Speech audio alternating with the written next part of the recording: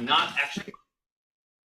not actually going to be assuming any background in quantum field theory or anything. I will try and introduce everything along the way that we need in this talk. This will be based on a series of papers I've written primarily with Cliff Chung, and we have some work in progress with Nima Hamed and Carolina Figueiredo. And we're trying to get at the question of how unique is string theory anyway, and we're trying to do this in a very bottom-up way. But before I get to our work, I'm going to spend the first part of the talk sort of as an introduction to the various miracles that string amplitudes accomplish. This was one of the items on the list of topics that people were interested in hearing about at this meeting. So just to remind you, what are some of the successes of string theory? To give you sort of the boilerplate. I mean, we know it's, of course, the leading, perhaps really only, in a certain sense, theory of self-consistent quantum gravity. It is a very simple premise, and it's famously led to many wonderful advances in quantum field theory, phenomenology, cosmology, mathematics, condensed matter theory, the list goes on. But it would be desirable to understand how unique is string theory anyway. We would love to just be able to prove it from first principles as sort of the only game in town. And so that's what this talk is getting at, string theory amplitudes. So why amplitudes, for those of you who haven't thought about the modern scattering amplitudes program? Well, there's this history of connection, or this set of connections to the prehistory of string theory that I'll talk about in the late 1960s, before we even knew it was a theory of quantum gravity. In a sense, amplitudes might be the only sensible observables in a theory of quantum gravity, for the simple reason that local observables don't exist in quantum gravity, because you can try and think about measuring the position of some particle with infinite precision, and as soon as you compress a Planck energy into a Planck volume, you have a black hole. So there's, in some sense, a lack of local observables, so maybe things defined at asymptotic null infinity, like amplitudes, are sensible things to think about. And there's this modern scattering amplitudes program that is teaching us how to compute Feynman diagrams, essentially without actually using Feynman diagrams, and instead using all this wonderful on-shell technology. So just to sort of get started, the ingredients for scattering amplitudes that we'll be thinking about in this talk will be mostly working with 4-point amplitudes. So we have some momentum, P1 coming in, P2 coming in, momentum going cyclic ordering, so T4 coming out, T3, and we'll be interested in the Mandelstam variables, which are just S, which is, roughly speaking, the center of mass energy squared, so P1 plus P2 mu, P1 plus P2 mu, and T, which is the exchange momentum, P1 minus P4. And at 4 points, these are the only invariant objects. Everything else you can redefine in terms of these guys. You can think about this in terms of the scattering angle. So the angle between P4 and P1 theta, you can write in terms of S and T as follows: S minus 4 m external squared over 2 times cosine theta minus 1. All right, so these are the basic ingredients, and we'll take our external states to be colored objects like gluons, so they'll be adjoint in some Lie group, and this will allow us to only consider planar amplitudes. So we'll be only interested in S and T symmetry, not full Bose symmetry. This will make things simpler. We can talk about full Bose symmetry later. Now, as you know, or as anyone who's taking QFT knows, in quantum field theory, you add topologies of diagrams. So an annihilation and decay process is not the same thing as a scattering process. So we would call this an S-channel diagram, and this a T-channel. And the full amplitude is created by summing over all allowed topologies for whatever process you're thinking about. However, in string theory, a miracle occurs in which the S-channel and T-channel are not added, but they are equal. They're, in some sense, the same process. And this looks crazy at the level of quantum field theory for reasons that we'll talk about, but you can sort of understand it at cartoon level, what's going on, because in string theory, you don't have point particles, you have a world sheet. So every line here gets fattened into some surface, and you can imagine kind of squishing this surface into this. And that's literally why this miracle occurs in string theory. And this is called dual resonance. And this miracle and how to achieve it mathematically is really what this talks about. Yeah? I imagine there's not a similar equivalence with the U channel. Does that mean anything? So, what you're doing? Not for, if you have colored external states like gluons, no. For gravitons, yes, because gravity doesn't see the Lie group structure, and so it has full Bose symmetry. So indeed, for a gravity amplitude, I could have written equals the equivalent U channel. And if I get to it, it's on page 9 and 10 of my notes. We'll talk about that. Yeah. So in the Feynman diagrams that you just fuzzed out, yeah, there was like sums over intersections and integrals over lines, right, or something. Right. And now does it really translate that now you have just continuous integrals over these things, or is this just a purely conceptual point? No. I will show you in math what is going on here, and there's a mathematical miracle that has to occur for the discrete sum over all the exchange states in the S channel to be reorganized into a discrete sum over all the exchange states in the T channel. It's actually a really cool discrete math problem how that works. Good. I think David's asking about like the curve with the string theory, right? Yes. I'm asking like 3 different questions, but yes, that's the second question. Everything I'm going to say in this talk is going to be about tree-level amplitudes. Yeah. So everything is, there's going to be no integral over world sheet moduli. Fine. Last thing is, the third question I'm asking is, there was a topology in the Feynman diagrams that is now different or non-existent. You're about to say that you can mush things, and that's like, so the topology all just changed. Right. So does it make sense? Like, what should I think about that? Because the Feynman diagrams, it was so comforting that there was a topology of these diagrams. Now you've just blown all that topology. Right, but it's still there. Topology, is it? Well, it was because you could count the intersections in the in the Feynman diagrams. You could count. Right. So to get slightly ahead, what do we mean when we say Feynman diagram is S channel? We mean it has poles in S, in the complex S plane. So in quantum field theory, an S channel process like this is associated with a propagator that looks like 1 over S minus m squared for the thing that's being exchanged, and the T channel process looks like 1 over T minus m squared.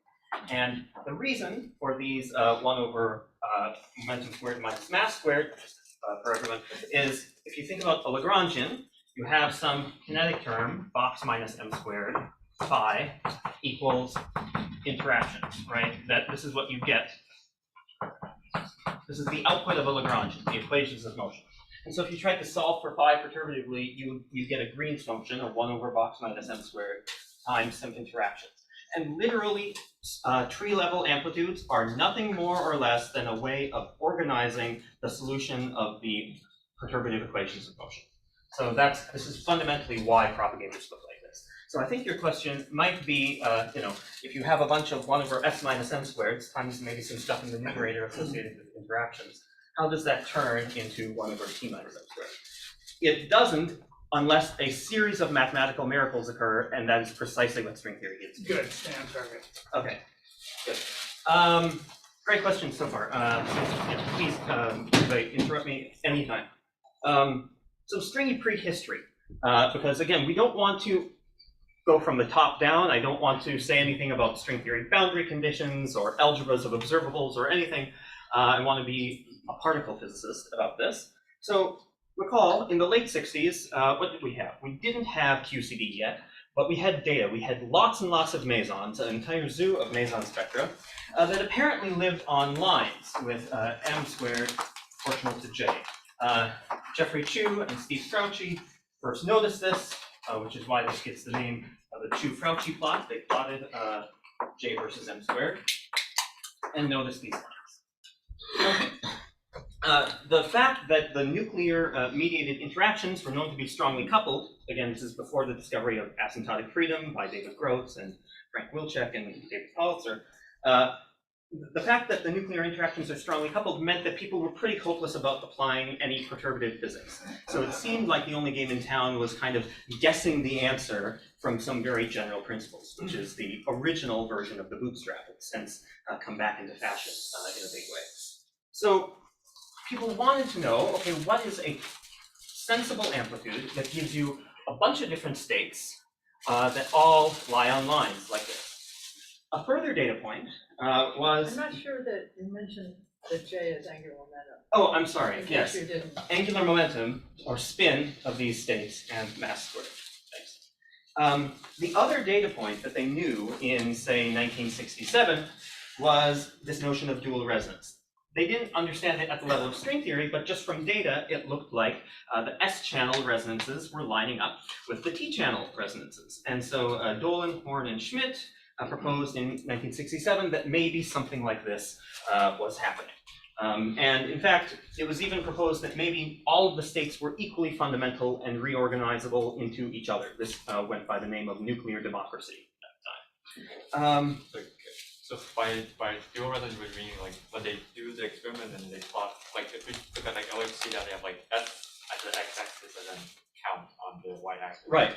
But they could tell whether a particle was being exchanged in the S or T channel just based on the type of process. Is it an annihilation process or some scattering process? But then when you say they're the same, are you saying like if I plot the same plot but with T on the x-axis, they'll... Yeah, you would see a bunch of peaks at the same point. And then these two plots will be the same? Or... Yes, yeah, they were the same, and then the leap was maybe it's sort of the same states being exchanged. Yeah. All right, good. So that was the state of affairs in 1967, and people wanted to figure out an amplitude that would achieve this miracle. So in particular, what do I mean by this miracle mathematically? So if you have some set of states with spins running from 0 up to j, what you have in terms of cosine theta is a polynomial of degree j in cosine theta. Or equivalently, in t, you have a residue on that pole, on let's say the nth pole. That's a polynomial in t of degree j. Let's further assume that on the nth mass pole, the set of spins you get have spins running from 0 up to n. So let's let this line, the leading line, have just be the j squared equals m line. So what you want is an amplitude, so some set of residues of degree n divided by s minus n, or the appropriate minus signs. So this will be our amplitude summed on n. N equals 0 to infinity. And what you want to achieve is a choice of these polynomials such that this object is crossing symmetric. So crossing symmetry in quantum field theory is just that if you sort of take a diagram and turn your head 90 degrees, it's the same diagram just with momentum labels appropriately rearranged. So here, for these amplitudes with colored external objects, it's literally just S and T symmetry. Really, it's S minus m sub n squared, you meant. Right, well, but here, I guess so I the wasn't other, sure what n meant. right, so Okay. the m's, the m squareds, it was noticed, were proportional to n, roughly, to the index. They are And so- proportional to the momentum. Sorry? They are proportional to the momentums. They are either Right. or nothing. Right, exactly. So I'm making a choice of units. So we could call this suggestively alpha prime, which is what's called in string theory. But I'm going to set alpha prime to 1 throughout this talk. So this is now a math problem. I just want to know some polynomials R sub n where magically they will resum into propagators. So that's the question. And that's a T in your argument up above. That that's B a with T. a cross is a T. That's a Good, T. yeah, good. I'm happy now. Okay. Right. So you can see why this is a hard thing to do. Generically, adding higher spin to the problem makes your life worse because higher spin means you have more Lorentz indices to contract. Each Lorentz index contracts into a momentum. So higher spin objects couple to yet higher and higher momentum. For example, spin 2, the graviton, couples to energy momentum. So adding more spins will tend to make the numerators in your propagators diverge worse as you go to larger and larger energies. And that will bring the cutoff scale of your theory down and down, further and further. And yet here, we're expected to add an infinite tower of higher spin objects, and yet hope to find amplitudes that resum into something sensible and have nice ultraviolet behavior. So this was the amazing thing that Veneziano did in 1968. He wrote down a guess for the answer and showed that it satisfies all these wonderful properties. So here's the answer. St equals gamma of minus s, gamma of minus t, over gamma of minus s minus t. So here, gamma, this is just the gamma function, so it's the analytic continuation of the factorial. There's a unique, nice way to analytically continue this. And the residues, the RNs, are quite simple. So in the slight abuse of notation, I'm just going to use factorials with complex inputs using this relation everywhere. So the residues have this beautiful expression like this. So for n equals 0, it's just 1. For n equals 1, it's just 1 plus t. N equals 2 is 1 half times 1 plus t, 2 plus t, etc. So you can see you get scalar exchange, scalar plus vector exchange, scalar plus vector plus spin 2 exchange at m squared equals 2, etc. And yet it all resums into this very nice object. Oh, external states are scalars. For right now, they're scalars, so they're just a bunch of colored scalars. I can make them gluons, for example, by adding some f to the 4th out front, which is what happens in superstring theory. But yeah, for now, I'm just going to strip that off and make it nice simple. And that R sub n has the property that it's t plus n choose t. Yes. Are you going to comment on that, or is that just totally random? That is, well, it is not understood why that's particularly nice. And in fact, for 50 years after Veneziano wrote this down, essentially nobody really asked what is the set of all dual resonant functions. Are there other objects that could accomplish this miracle? That's one of the main things I've been doing, showing that, in fact, maybe surprisingly, there's a whole infinite class of other things that accomplish this miracle. Sorry, you're saying Veneziano didn't bother to show that this is unique? It's not unique. And it is not unique? It is not unique, yeah. Seems such an obvious question to address. It does seem like an obvious question. At the time, people were incredibly relieved to find just one object that does this. And then, in rather sure short... I can solve this problem in half an hour. Sorry, okay. It's harder than it looks. Because if you try and play around with this in Mathematica, for example, generically, any set of polynomials you choose will not resum into something nice. When you plug them in over here, either you'll have sums that diverge, or at very least the whole crossing symmetry miracle will occur. And then even if it does, you have to ask, is the amplitude that you have well behaved in the UV, which I haven't told you about yet. But solving all of those simultaneously is hard. And that's even independent of the question of unitarity, which we haven't gotten to. But there's a good reason why people didn't think about this. It's because within a couple years, people realized the way to derive the Veneziano amplitude. Again, he bootstrapped it, but people quickly realized, and it was Susskind, Nambu, and Nielsen who realized in 1969 that this is describing a theory of strings. There's a really simple reason why m squared proportional to j describes a theory of strings. If you just consider some relativistic string, so just a classical object with endpoints moving at the speed of light, and you ask yourself, what is the energy, what is the angular momentum of this object, you get m squared proportional to j. So it's pretty well motivated. And people were able to, again, in short order, derive the Veneziano amplitude from string theory, and the rest is history. But again, if we want to prove that string theory is unique, this is the road we have to go down, asking how unique is this answer. So are you saying that the crossing symmetry implied that the fundamental theory is stringy? No. I'm saying m squared proportional to j should immediately be suggestive of strings, essentially for classical reasons. So, right, it's this, not the crossing symmetry. Yeah. What I'm saying is writing down a choice for the residues that satisfies crossing is very, very challenging. Good, great. Right, so I haven't told you why this theory is nice in the UV. Yes, let me do that before moving on to generalizations.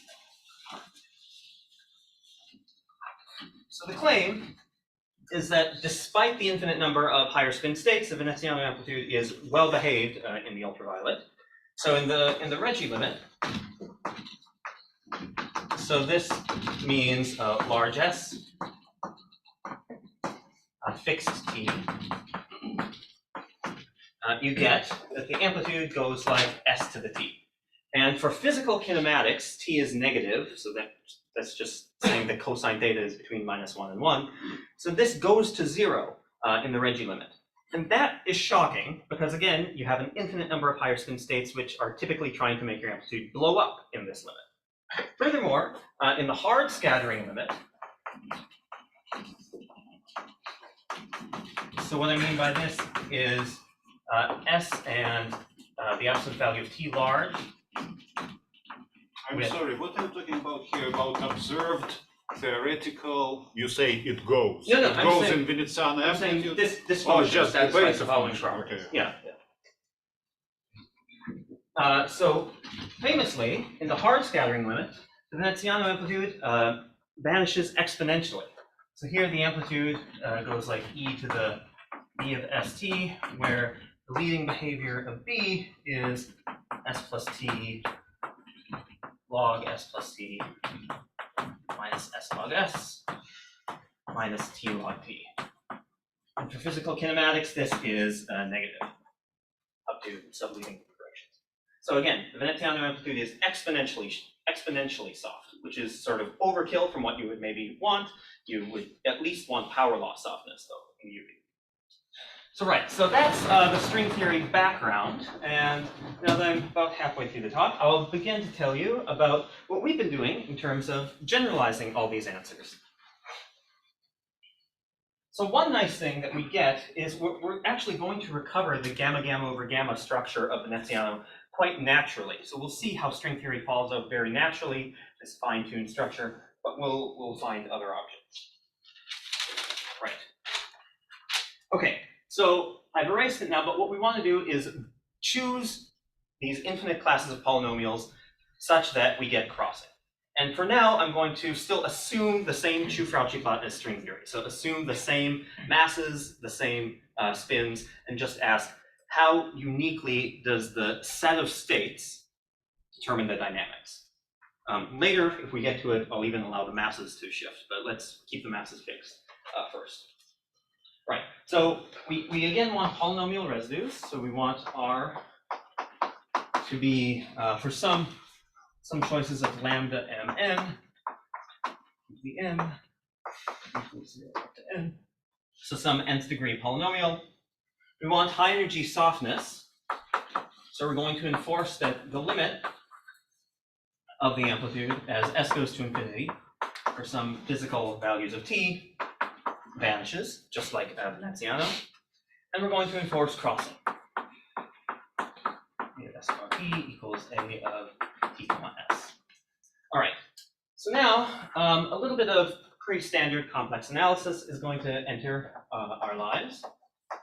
So I can write the amplitude. Can everybody see that?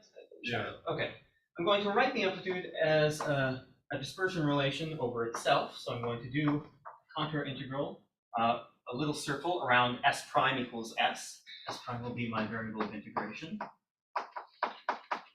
of a of s prime of t over s prime minus s. Do you mean modulus s prime equals s or what? No, so here, I mean in the s prime plane. So here s and t are some fixed numbers. Let's say, You wrote you integrate over s prime equals S- s. yeah. So I'm going to tell you what that means. So I'm integrating over in the s prime plane. I'm doing a contour integral. So in the complex s prime plane, so this is real S prime, imaginary S prime. Let's say S is some numerical value. S might be 2 plus I, for example. This is S. So this contour is in S prime is just an infinitesimal contour encircling S.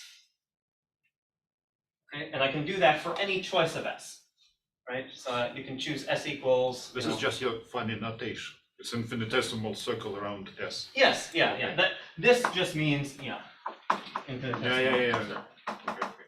Okay, good. Because what's ultimately happening is this integral is taking the residue at S prime equals S. Right. So you can just use standard complex analysis to rewrite this as a real integral of S prime over pi of the imaginary part of A of S prime of T over S prime minus S. So here I've used this UV softness condition because I've deformed that little contour into a big circle at S prime equals infinity, which goes away by this assumption, plus this integral over the imaginary part of the amplitude. So it goes away fast enough. It goes away, yes, it goes away fast enough that it, right, which, yeah, actually just saying this alone is enough because this is there's this factor of S prime in it. All right, good. So now let's use a little bit more physical intuition. We'll require that this is a tree level amplitude. So that means, yeah. Do you want to comment on the analyticity property of A? Right. So Because here that's also something I am using the standard quantum field theory assumption that the amplitude is analytic everywhere in the complex S plane, except at poles or branch cuts. So you get poles from propagators. You get branch cuts if you consider loop diagrams, but we don't have any loops, everything is tree. So the only place I can possibly get, well, right. So this imaginary part of A is taking care of those poles. Is it immediate here that there can not be any other poles rather than S prime equals S? Well, right, there are other poles. There are poles in A at the physical masses. So that's what I'm going to write now. The imaginary part of A, evaluated at S prime and T, is just going to be a series of delta functions. Delta, okay, we want, in general, I could choose some arbitrary spectrum, but here I'm going to choose linear times the residues. So, but why is the integral between minus infinity and infinity instead of 0 and infinity? Because I thought that when you deform, you have some bad things on the real axis, a point there, you deform, you go all the way around. That's just because, so here, so I have some integral at S prime equals S. When I blow this up, I get a big contour out at infinity. And then I have I have to integrate over the entire real axis too. Because you say that there are poles also for S prime negative. There could in principle be, right? I am now forbidding that possibility by just writing this down here. But in general, if I were to do this for gravity rather than colored objects, I would have poles in both the S and the U channel, which would mean I would have a series of poles down on the negative axis. Right, okay, so I plug this in here, and I get that the amplitude is just the sum from n equals 0 to infinity of my residue polynomials divided by n minus s. So what's happened here is a very minimal set of ingredients: analyticity of the amplitude, UV softness, and saying that this is a tree level amplitude, have given me dual resonance.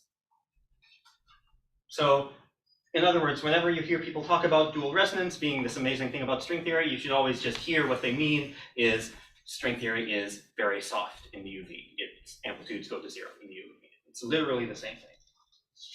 All right, so now we want to ask, what choices of residue polynomials can we make in order to get a crossing symmetric dual resonant object?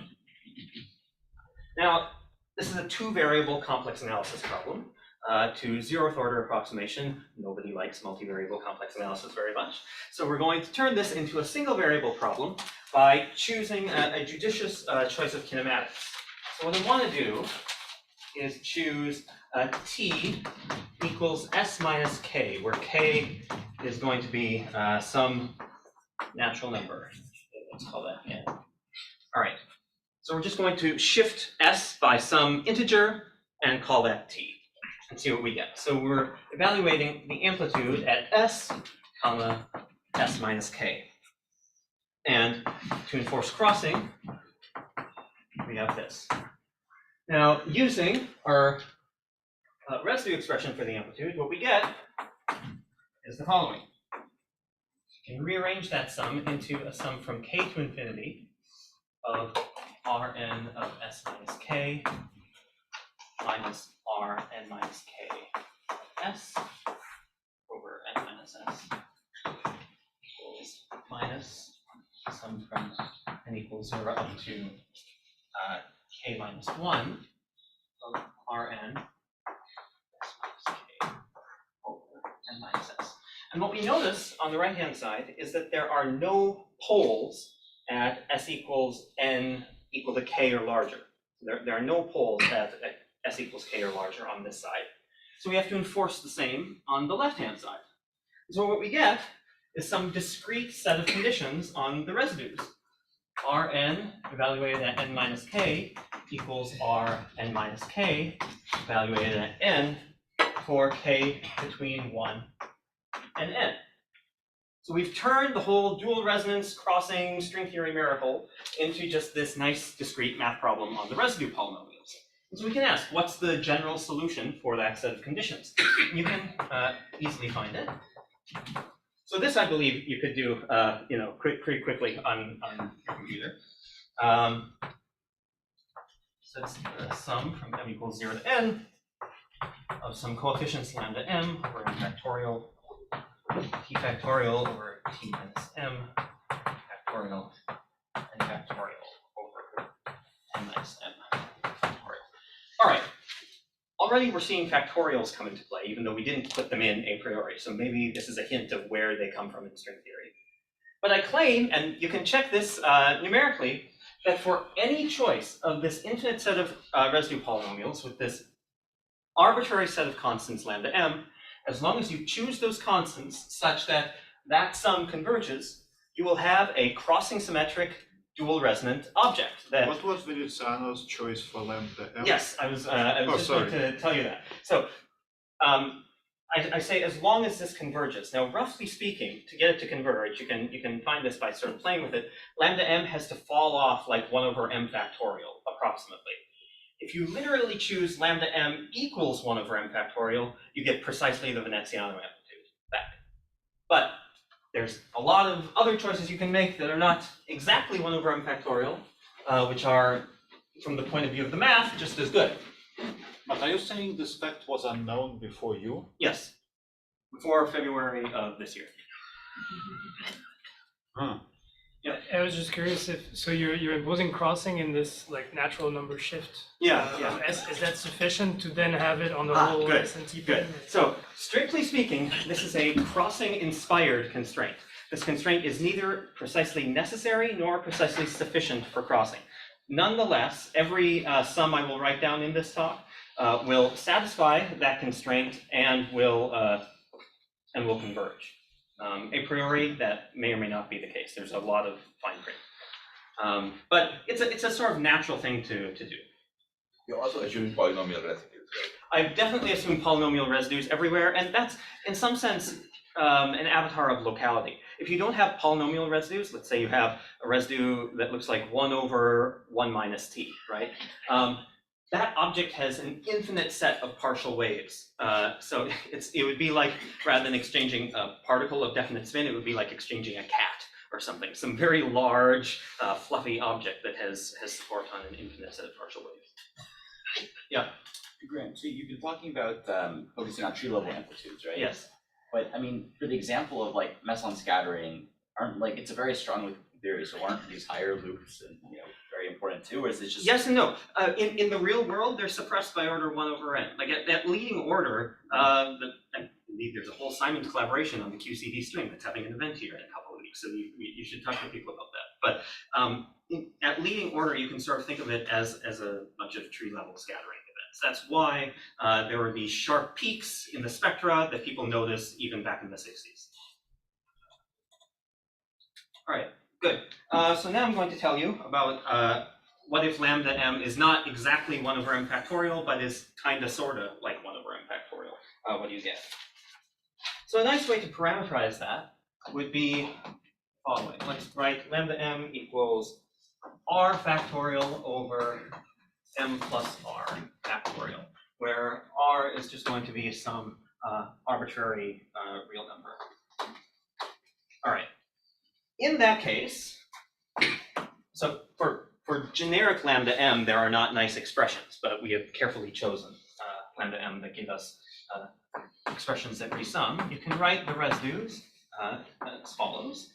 So t plus n plus r factorial over t plus r factorial n plus r factorial.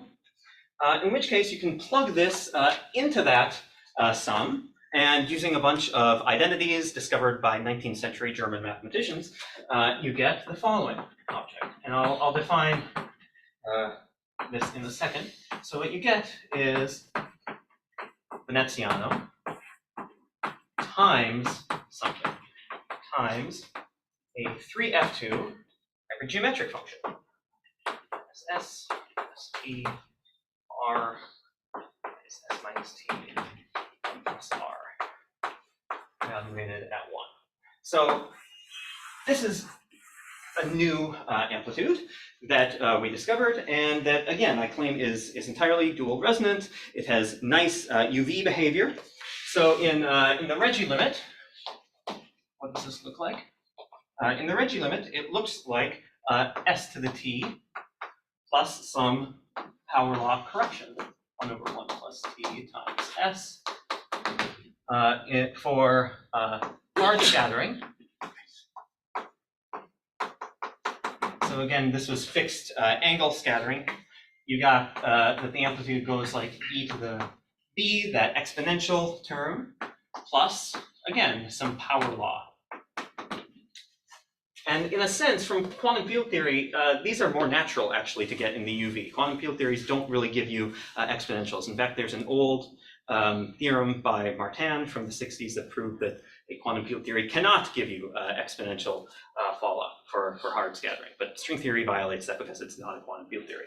So this is completely crossing symmetric. Crossing symmetric. Yeah. It's manifestly so, because so this term is clearly crossing symmetric. And a fact about hypergeometric functions is you can rearrange any of the parameters upstairs or downstairs among themselves, and it's completely symmetric. Actually, so has everyone seen a 3f2 hypergeometric? It's okay. All right. So I'm going to write down what it is. It's not too bad. So the generalized hypergeometric functions are the following. So PFQ for a bunch of parameters, let's call them A1 to AP, B1 to BQ, evaluated at Z, is just a sum. And depending on what you choose, it can be an infinite sum, or if one of its upstairs parameters is minus an integer, the sum actually truncates. The following. So these objects here are called Pochhammer symbols. Find them in a second. 1, 2, BQ, and Z to the n over n factorial. And where the Pochhammer symbols are just ratios of gamma functions.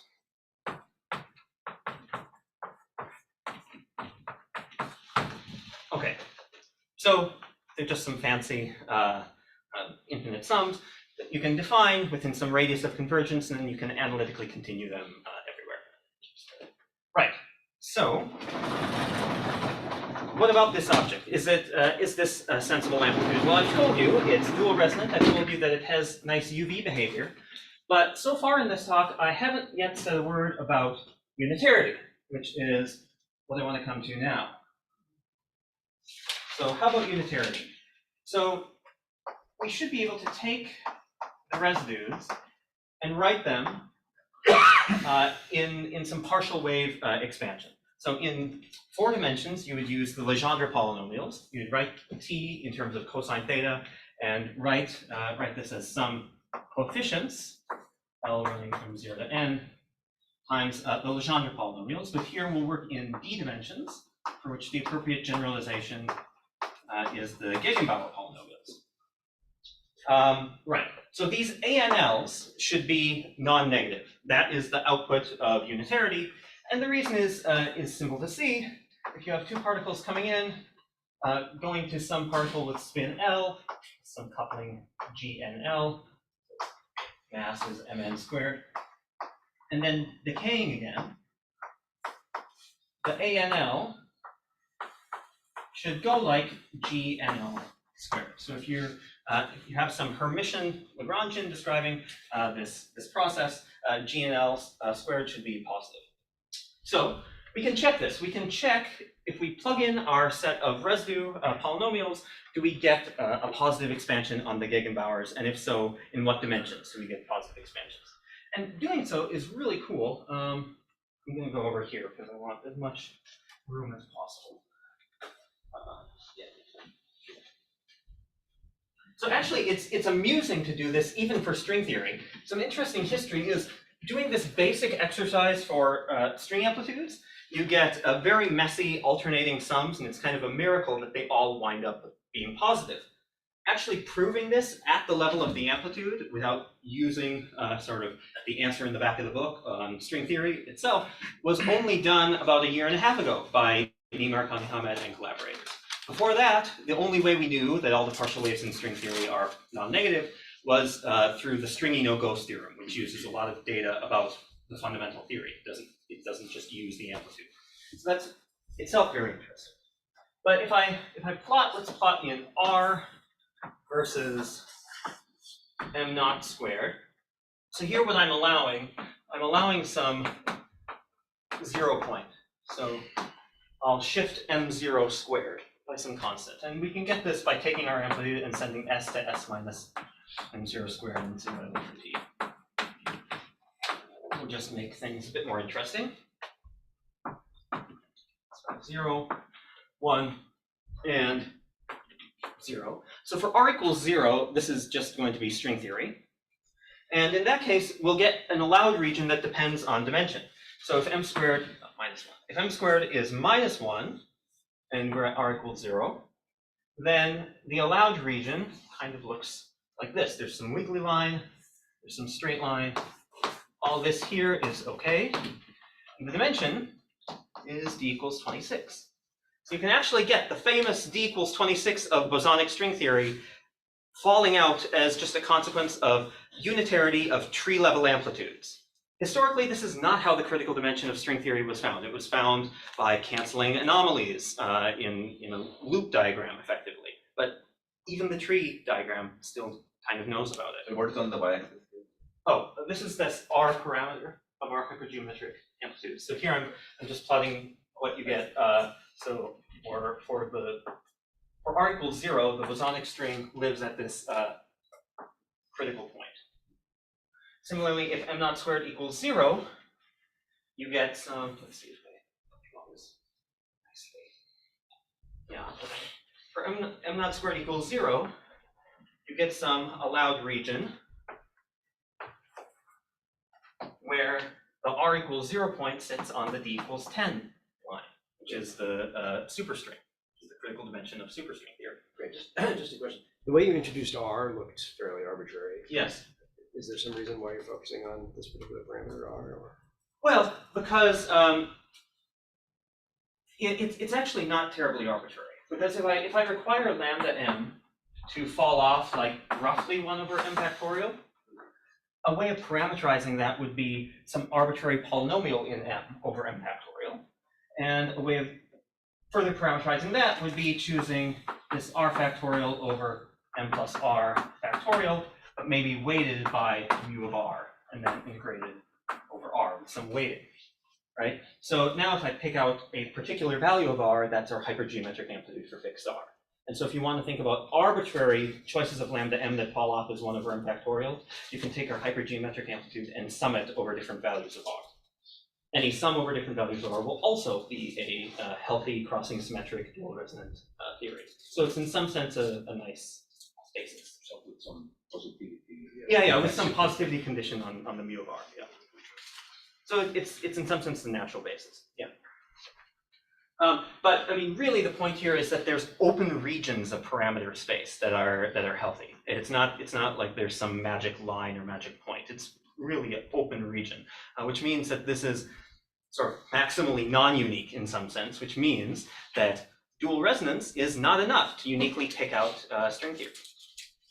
The one other thing I was going to say about this is there's a very interesting point here, which lives on the d equals 5 line, for which the minimal value of r is -1/2. So this theory here, which is definitely not a string theory, is from the point of view of unitarity just as compelling as the d equals 26 bosonic string theory.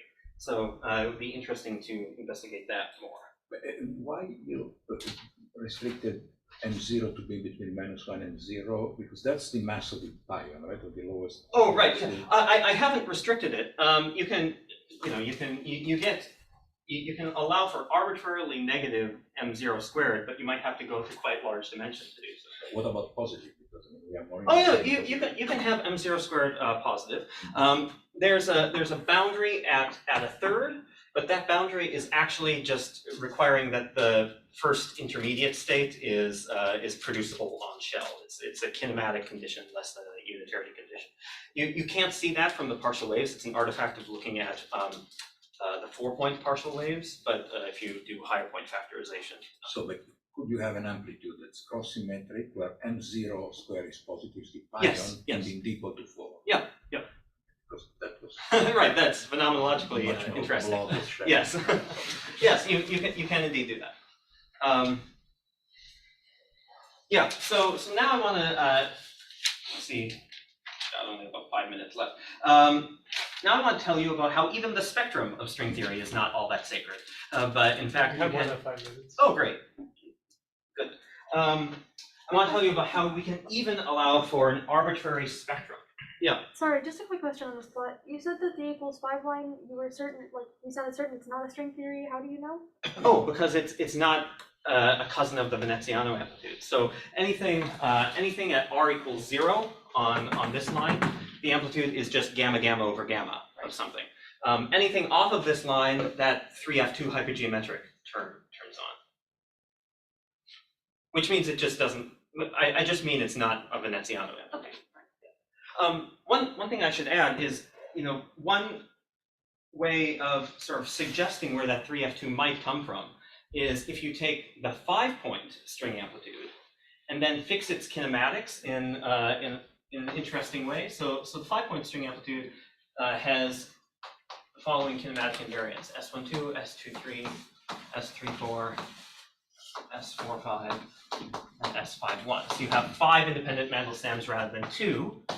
And if I set S12 to S, S23 T, and then the other 5, fix them fairly arbitrarily. So S34, I'm going to set to -R, S45 set to -1, and S51 set to -R.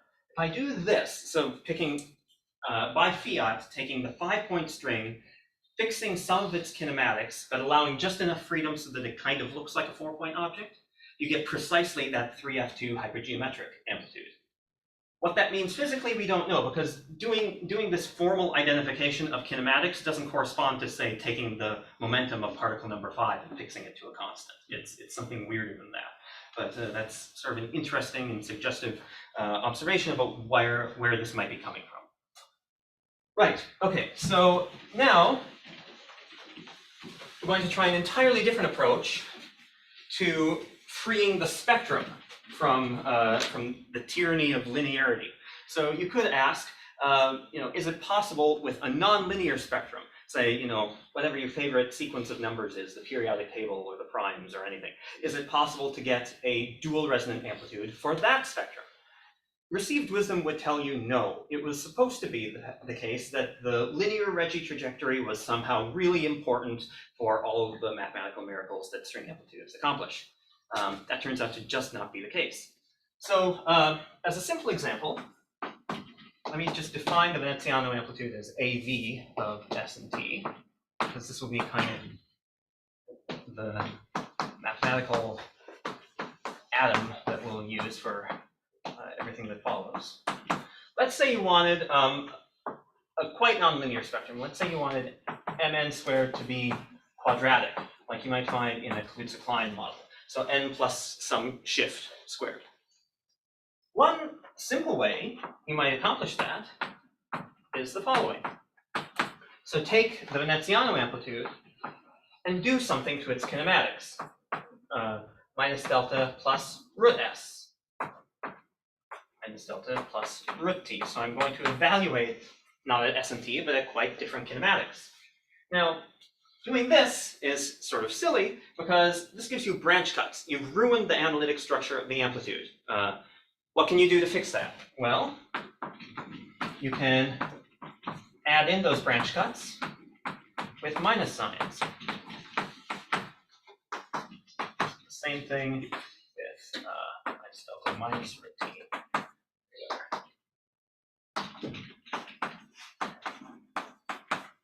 So you sum over the 4 different choices of signs for the square roots, and you have an object which has whatever prescribed spectrum you wanted, in this case quadratic, and which is dual resonant. You can write this guy as a sum of some different polynomials Rn of t over s minus mn squared for this weird spectrum. And in fact, you can generalize this to some arbitrary choice of spectrum.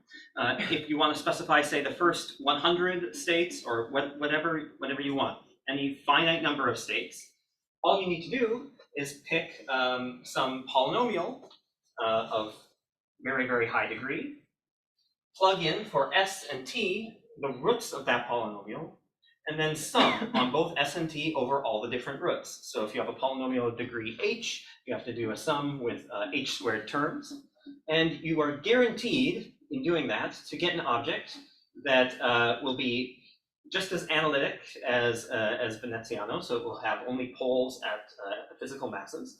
That's actually a consequence of Newton's identities.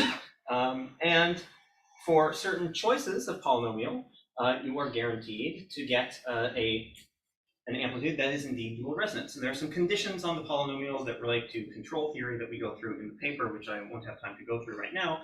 But for a very large space of polynomials, you get a sensible object. And that's unitary.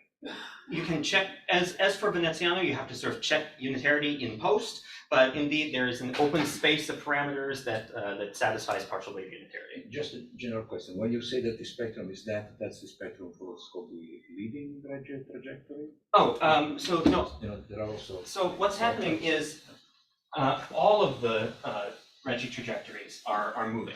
So in the Chu-Frauchi plot, you still have towers with spins running from 0 to n, but those towers have all moved. So you have maybe some, it looks like this, and maybe you have some large gap, and something like that, maybe another large gap. So you still have towers with 1 particle, 2, 3, 4, 5, but you can shift those towers around by playing this game with the kinematics. And the multiplicity, does it change? The multiplicity is the same, yeah. Excuse me, so in this case, unitarity is satisfied for a specific range of delta, because delta is the only parameter. Right, so indeed, delta has to be positive delta has to be positive in order for dual resonance to be satisfied. If delta is 0, dual resonance fails.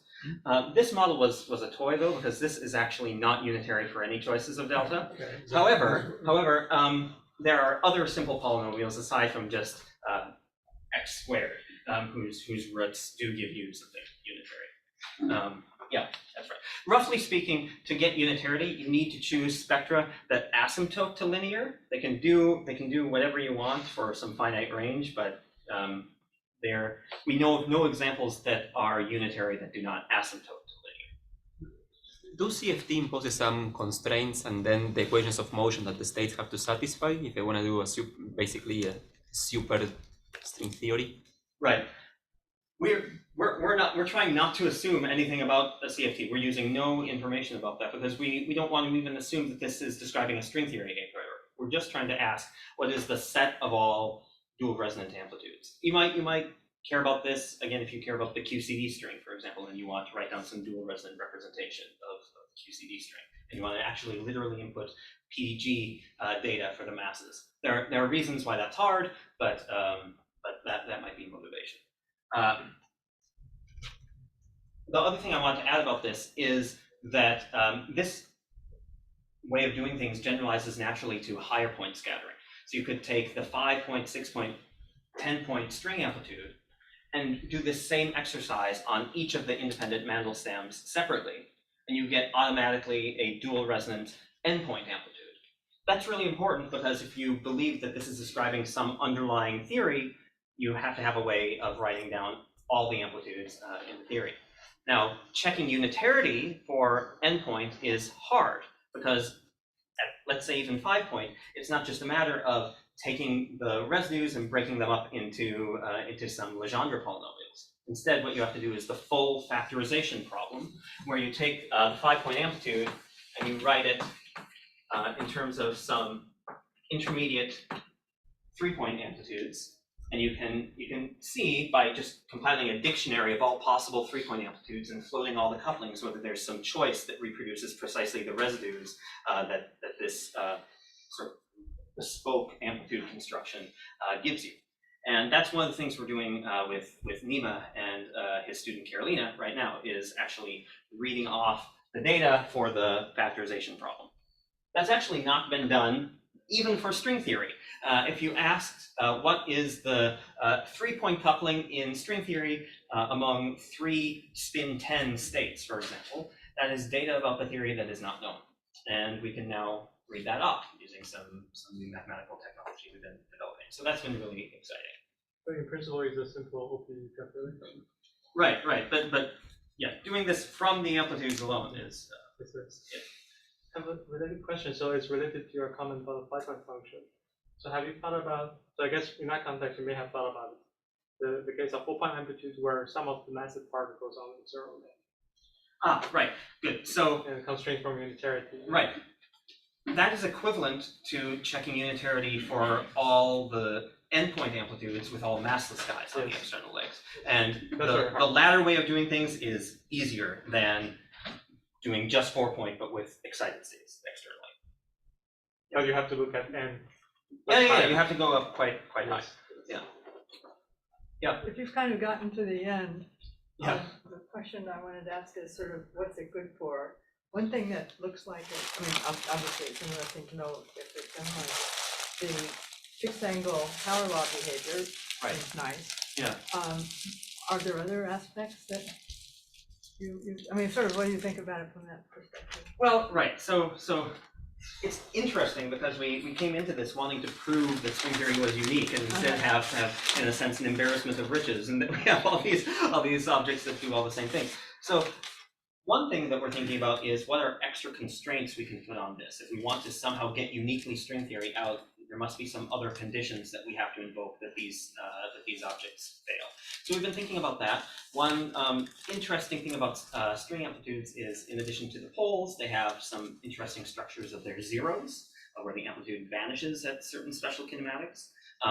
This is obvious for the 4-point amplitude. It's just whenever s plus t equals a positive integer, the 1 over gamma minus s minus t kills the amplitude.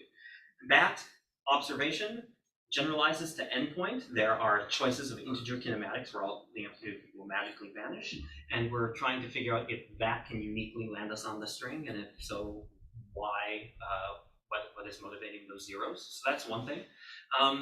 But another thing that we're interested in doing is using this construction literally for some real world physics. It would be really nice to make this applicable to the QCD string, for example. One reason that's hard is because, so the QCD the QCD string does not have a precisely linear spectrum. There's deviation, but that deviation is at order 1 over n in the SUN age group. And there are other effects that come into play, namely the tower of states going from 0 to n also has degeneracy that is breaking at the same order as the nonlinearity in the spectrum. And this approach allows you to introduce nonlinearity in the spectrum, but it does not allow you to break the degeneracy. So that is an obstacle to applying this. So at this point, you do not have any reason to believe that your results have anything to do with QCD. No, not as yet. But I mean, this is sort of, again, this is the path you would have to go down if you want. But do you have reasonable? Why do you hope it will even work? I mean, well, in a sense, what we're trying to do is just characterize the set of all possible dual resonant functions. And if we believe that there might be some dual resonant representation of the QCD string because it kind of behaves like a string theory in some sense, then that's what you do. Whether or not it's possible, I don't know.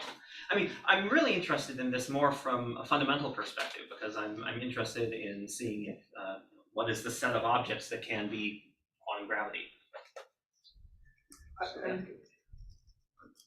I don't know who was first. On the just that theme, like things with this issue of de Sitter and any de Sitter space not working, the string theory, I forget which it is. And or for example, would it look like a string? I mean, would that have to disappear? So I mean, if you tried to generalize from this. Yeah. So everything I've talked about here is for scattering in flat space, right? Amplitudes in non-flat spaces are fraught for various reasons. The set of objects you have to think about for kinematics is not just the simple Mandel stands, but there are other objects, and whether the amplitude is analytic or not. For example, in a background that breaks boost symmetry, right? So like during the early universe, when you have a quasi-de Sitter space during inflation, amplitudes in that background are not just functions of S and T, they're functions of S and T and some of the energies, and the amplitudes are generally non-analytic in some of those parameters. And so all of that is very hard. So we're not to that point yet. The power-like behavior of high energy wouldn't be a problem when you couple your theory to gravity, because one of the reasons why we like string theory is that it has an exponential behavior. Right. Fixed angles that may soften the Right. loop integrals in quantum gravity. Yeah. Maybe. So here instead you don't have that because you have an exponential tail, Right. which becomes dominant. Right. Well, so actually, even in string theory, the behavior of the amplitude at large energy, when you include gravity, is interesting because it is true that the tree level amplitude is exponentially soft, but it is supposed to be the case that once you include loop diagrams, so stringy loops from higher genus Remmen surfaces, the amplitude actually becomes power law for a while due to those higher loop effects, and then eventually turns exponential again due to literal quantum gravity effects, the e to the minus s black hole effects. So the exponential softness from the tree level Veneziano amplitude is not the same as the exponential softness that again eventually kicks in. It's not, but it raises the cutoff a bit. Yeah. Another question is supersymmetry, because right. Those amplitudes in any case are complicated to compute, even in string theory. Right. Would you find a more efficient way, if nothing else? So computing right. So let me go back to I've erased now, but the hypergeometric amplitude, the R parameter. You can ask, is that object an amplitude that can come from a supersymmetric theory or not? It turns out the answer is no for arbitrary R, except for R equals 0, because the supersymmetric amplitude should vanish at S equals minus T. Basically, the low energy expansion should look like 1 over S plus 1 over T plus purely derivatively coupled things in a supersymmetric theory. There shouldn't be any constant potential term. And in the low energy expansion of the R theory, there is a potential term. So it's non-supersymmetric. But that would be interesting as well to try and bake supersymmetry in from the start and see what you get. The sign of this potential is definite or something? No, it can go either way. Yeah. shoot. Yeah, so you did tree-level computation, so Right. if you were to do loop-level computations, would you expect additional constraints on this extra functions like Absolutely. Yeah. I mean, a reason we can see that is the following. So before we can even do loop level, one thing that we would need is to have all the 4-point amplitudes in the theory at tree level, and then we could imagine gluing them together to make loops. But to get all the 4-point amplitudes for the excited states, for massive states on the outside, that's equivalent to having a sensible factorization of all the endpoint amplitudes with the massless states on the outside, maybe some massive amplitude buried deep within the diagram. But right now, we're even finding that if we impose consistent factorization for the endpoint amplitudes, even at 5-point, 6-point, 7-point, we get additional constraints beyond 4-point. So that is a necessary set of things to characterize before we can even talk about loops. And I think you mentioned it, but I forgot. This has been done for the Valenciano piece, or it has not? It has not been done.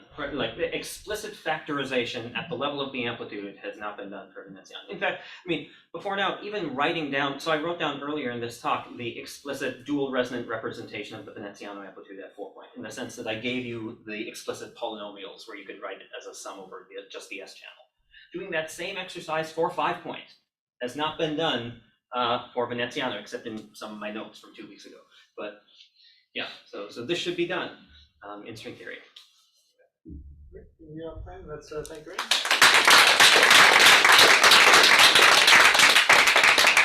Continue the discussion and copy. Massimo, so does it all make sense? I didn't quite